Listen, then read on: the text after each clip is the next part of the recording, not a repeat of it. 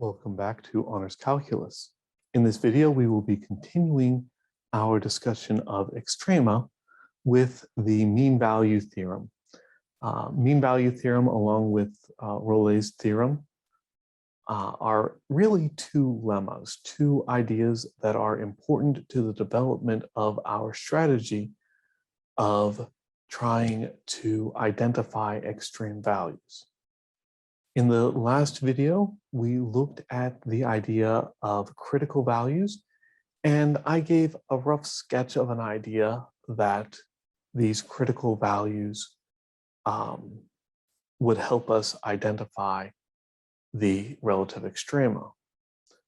My goal moving on is to give a more solid foundation to that idea, so I'm going to go back and prove it a little bit more carefully. In order to do that, I need the idea of the mean value theorem, which we'll be talking about here. So that's enough talk. Let me get my head out of the way. And let's start off with Rowleys theorem.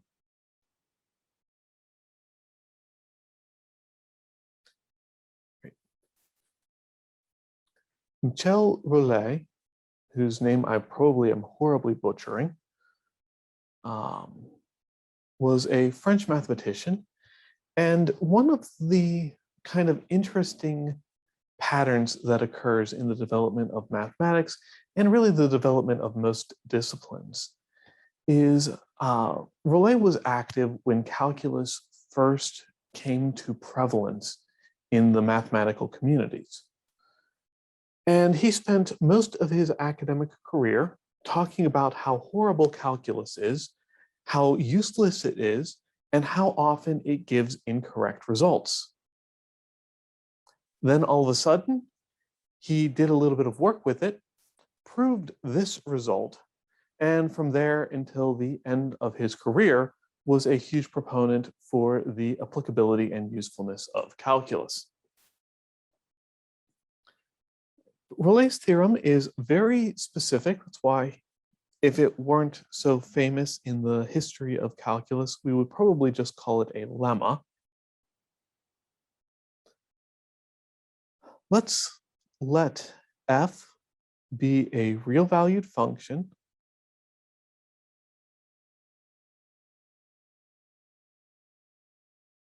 which is continuous on a closed interval from a to b. The word on needs to be in there. Continuous on a closed interval from a to b, and differentiable on the open interval from a to b, such that f of a is equal to f of b. That's a lot going on. We need a lot of information in there. We need to have a real valued function of one variable. It needs to be continuous on a closed interval. It needs to be differentiable. And the endpoints on that interval need to be at the same point.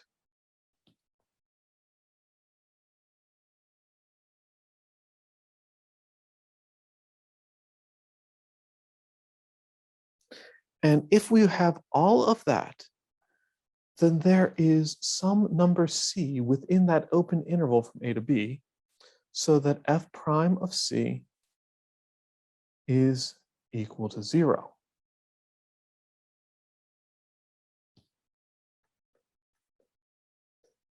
This is one of those theorems. Like I said, if it weren't famous in the history and development of calculus and named after Michel Rowley, whose name I'm probably horribly butchering, this would probably just be called a lemma and may or may not even be mentioned in calculus textbooks, because it's not that difficult to prove the next theorem without it.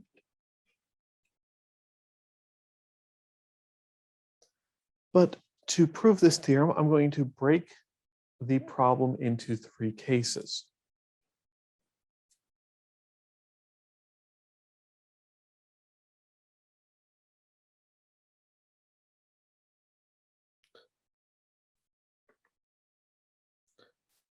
But let's let f of a equal f of b, right? That's given in the problem.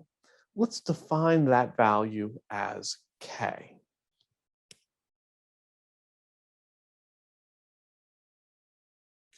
And in case 1,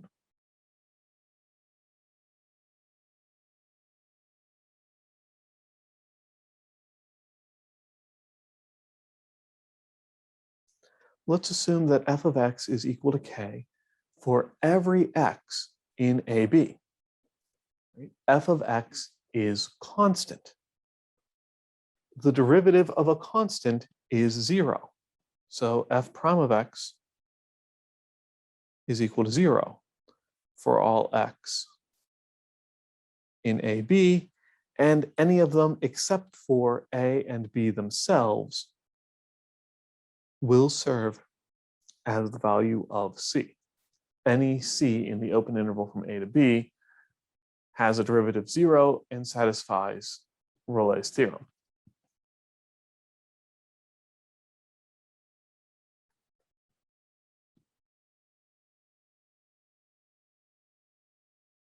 The second case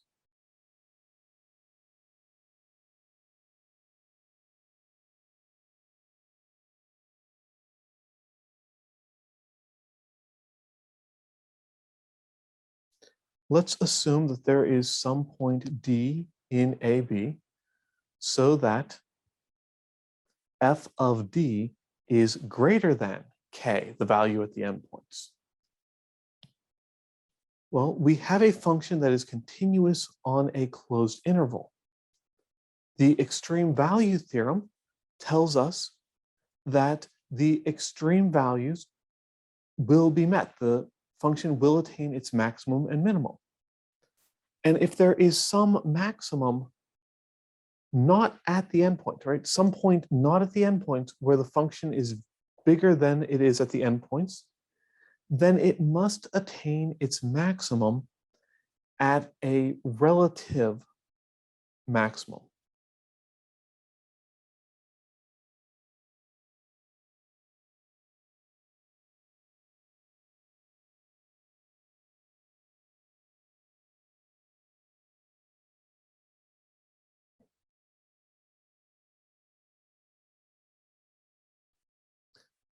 Right?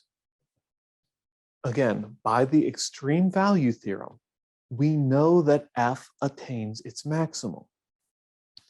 And if there is a point in the middle that is higher than either of the endpoints of the interval, then the maximum must occur at a critical point, something in the open interval from A to B. And as we saw in the last video, a critical point is a point where the derivative is either 0 or undefined. Rowleys theorem tells us that the function is differentiable everywhere in the open interval. So there are no points where f prime of c would be undefined, which means that f prime of c is equal to 0.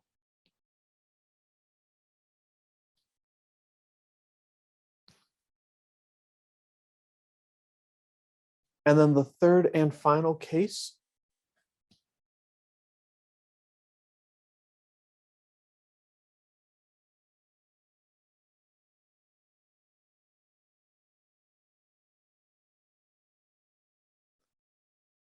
let's say that the function never takes a value bigger than the endpoints, but there's somewhere in the interval where it takes a value smaller than the endpoints.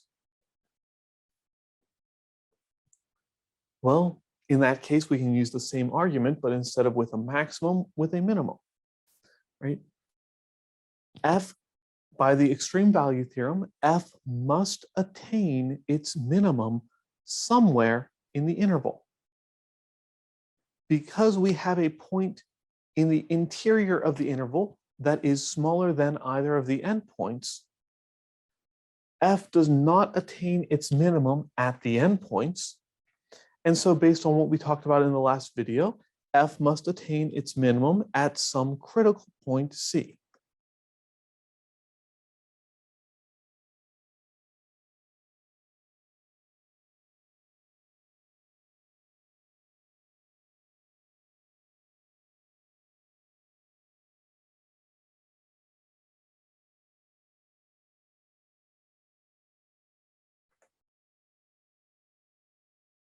And I'll stress that that's a point inside the open interval. And again, the definition of a critical point is a point where f prime is either 0 or undefined, but because this function is differentiable everywhere in that open interval, f prime must be defined, leaving 0 as the only possibility to still make it a critical point. Those three cases are all of the possibilities. A function must be 0. Getting ahead of myself. Let's sketch really quickly. If we have that the function has the same value at both endpoints of the interval, it must be the case that the function is constant across the interval, or that the function goes above the interval or above that value somewhere in the interval, and it might come down and go below, or it might do something else. It might become constant for half of it, I don't know, but it got above there at some point. That's case 2.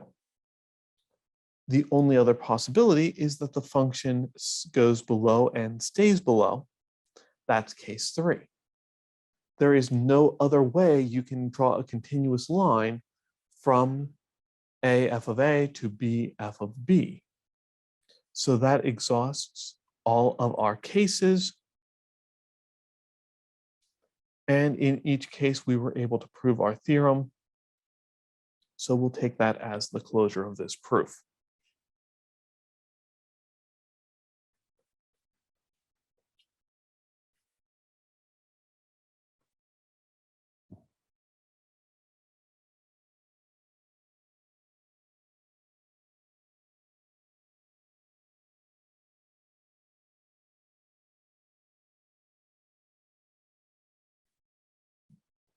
All right. With that, let's move on to the mean value theorem.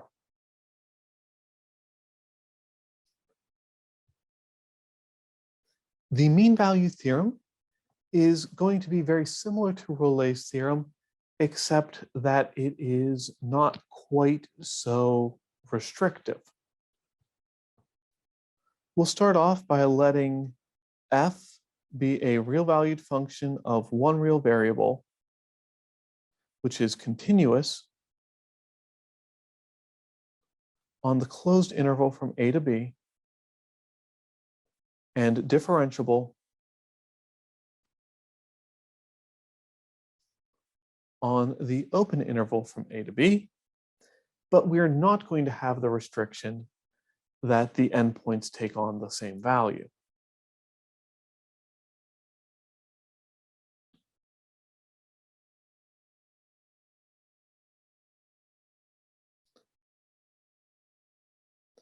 The mean value theorem says that there must exist a point C in AB such that f prime of C is equal to f of B minus f of A all over B minus A. That's a very odd looking result, but if you stop and stare at this, it's not that hard to decipher. Right? F prime of C. Remember, we have a couple of different definitions, but I'm going to go with the limit. Oops, I don't want that pen. I want the thin yellow pen. The limit as x goes to C of f of x minus f of C all over x minus c. So f prime of c takes this difference, this rate of change at an instantaneous point.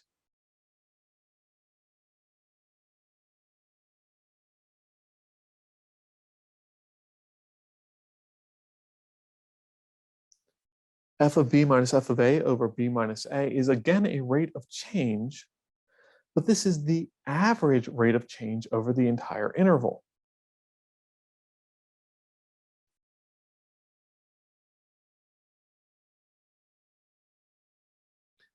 Right? The mean value theorem tells us that if you have a continuous differentiable function, then there is some point in the interval where the instantaneous rate of change of the function is the same as the average rate of change of the function over the entire interval. Another way to think about that, if we have our function at its two endpoints, you can think of the average rate of change as a way of drawing a line through those 2 points. If you then look at the function, which is going to do something to get from here to there, let's try something again that looks actually like a function. You get something that looks kind of like that. The mean value theorem is telling us we can find a point somewhere in that where the tangent line is parallel to the straight line connecting the two endpoints.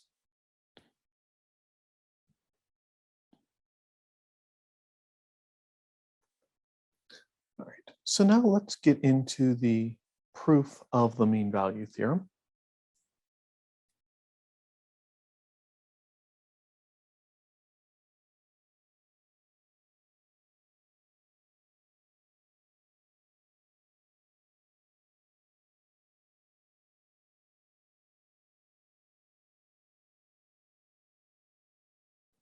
And I want to consider the line which contains the points a f of a and b f of b.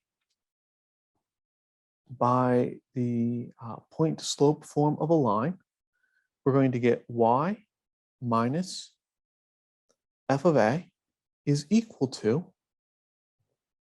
the slope, which will be f of b minus f of a over b minus a times x minus a.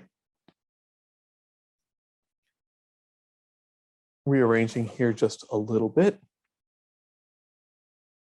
we'll take that y is equal to f of b minus f of a all over b minus a times x minus a plus f of a. There's the line connecting these 2 points. Scrolling up, that's the bottom line in yellow in the figure I drew here.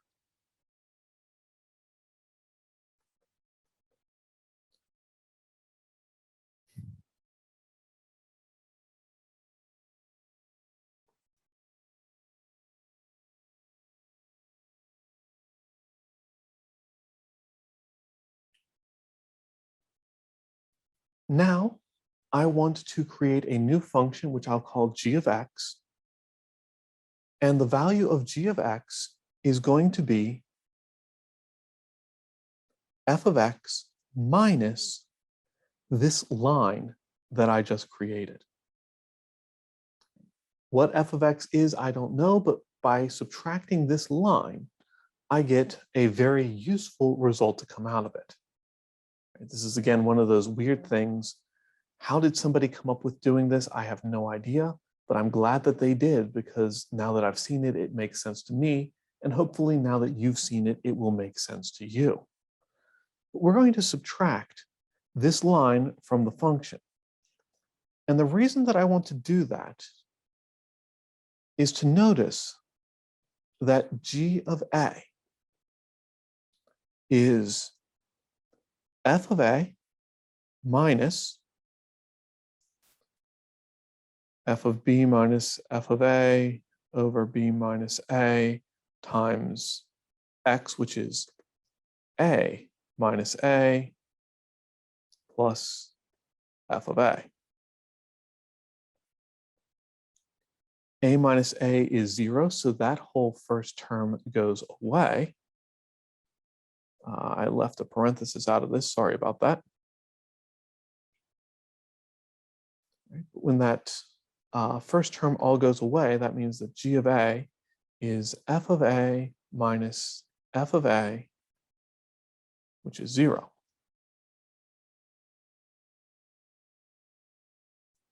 And g of b is going to be f of b minus f of b minus f of a. Let's make that look like it says f of a, or at least something reasonably close to it, over b minus a. We'll multiply that times x, which is b minus a, and then we'll add f of a. Notice this time we have a b minus a and a b minus a, which cancel each other out. So we get f of b minus f of b minus f of a plus f of a. And the minus f of a and plus f of a are going to cancel each other out. So we have f of b minus f of b, which is 0.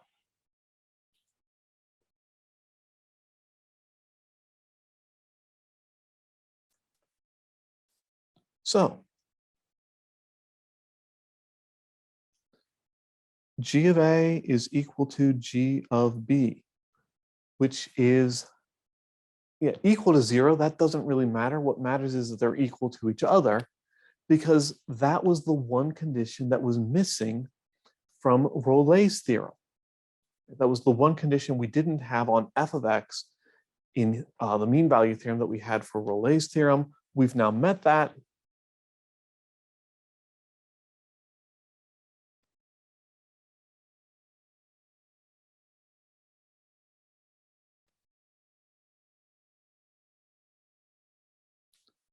That means that there is some point C where g prime of C is equal to 0.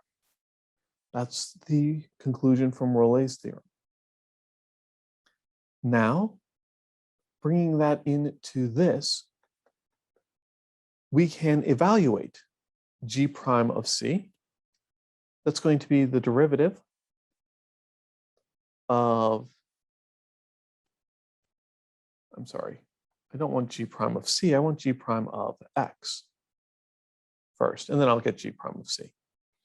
Right, that's going to be the derivative of f of x plus the derivative of that line, f of b minus f of a over b minus a times x minus a plus f of a. Derivative of f of x is f prime of x. The derivative of a line. You could go through the algebra here if you want to. There's nothing wrong with that. But I want to instead give you the argument that the derivative of a function is the slope of a tangent line. And the line tangent to a line is, in fact, that line. So the slope of this tangent line is the slope of the line itself, which is f of b minus f of a over b minus a.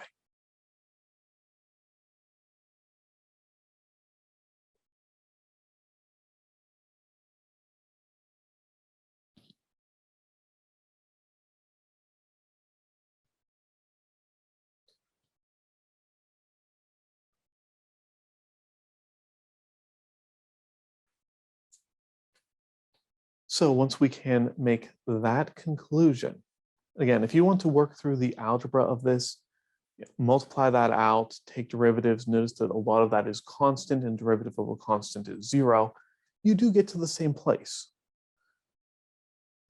But with that, either way, we can now evaluate that g prime of C is f prime of C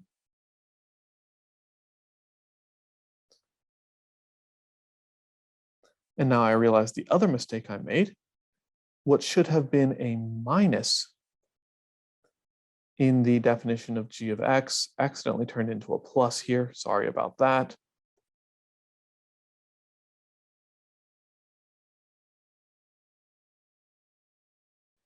If you go back to the definition of g, which has scrolled off the page, you will see that that should have been a minus. And I just left it off because it was off the page and I'm relying on memory. Right? But we do know that g prime of c is equal to 0.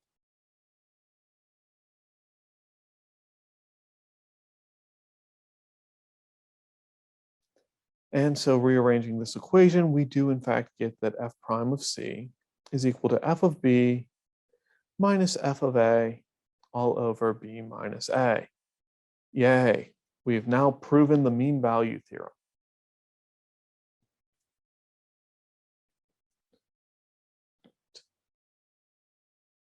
The mean value theorem can be used on its own. I'm not going to say easy, I'm not going to say hard, kind of annoying in that the problems that use the mean value theorem are a little bit esoteric. But there are some really interesting results in mathematics that you can use the mean value theorem to show.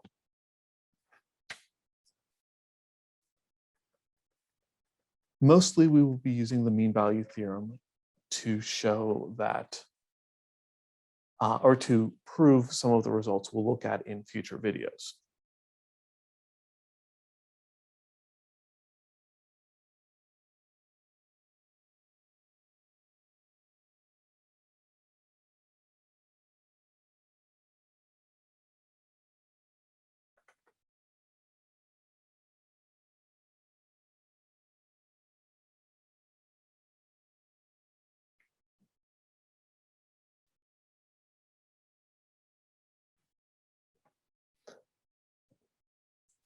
But we should be able to prove an inequality using the mean value theorem. This is probably the place where the mean value theorem is the most useful.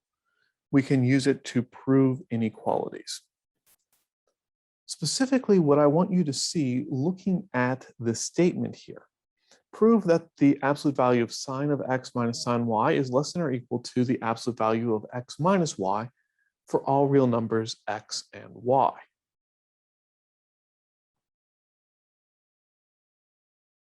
If I divide both sides of this equation by x minus y, then I'll notice instead that what I really have is sine x minus sine of y over x minus y is less than or equal to 1.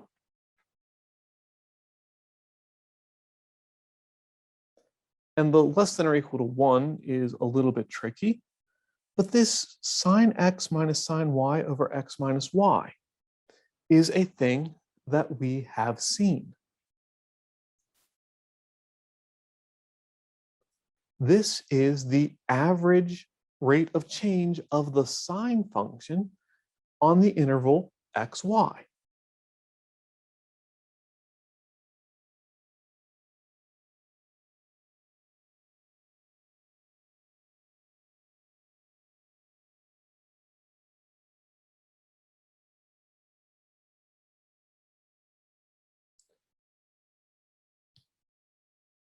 And that's exactly where the mean value theorem becomes useful.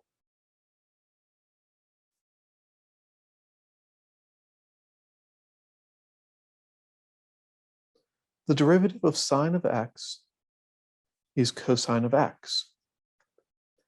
And by the mean value theorem, which I'll abbreviate MVT, there has to be a c somewhere in the open interval from x to y. We should be a little bit more clear here. I don't have anything in the statement of the problem stating that x is less than y, but open interval from x to y or open interval from y to x, whichever one is the most sensible for the problem at hand. but there is that point C, so that the derivative, which in this case is cosine of x, actually let me write it out in the generic notation first. F prime of C is equal to f of x minus f of y all over x minus y. And my f prime is cosine. Cosine of C is equal to, my f was sine x minus sine y over x minus y. I guess that's something useful, sort of, maybe, almost. Well, the reason that it is useful is I know that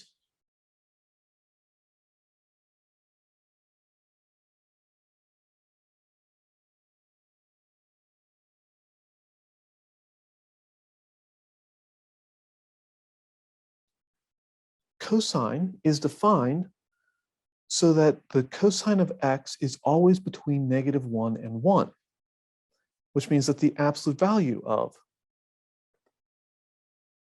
cosine of x is less than or equal to 1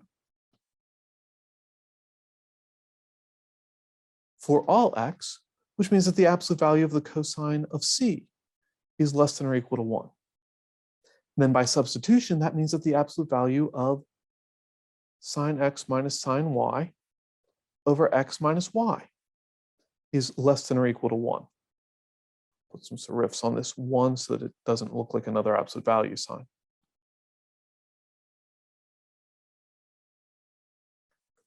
Then splitting up the absolute value, right? Absolute value of a quotient is the quotient of the absolute values. So it's the absolute value sine x minus sine y over the absolute value of x minus y is less than or equal to 1. And multiplying both sides of the equation by absolute value of x minus y, which is positive because absolute value, we get that the absolute value of sine x minus sine y is less than or equal to the absolute value of x minus y. Right. There is a cute result that you can prove using the mean value theorem. I would like you to look at a very similar one.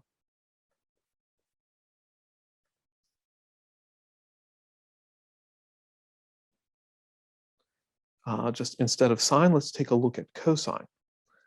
Absolute value of cosine of x minus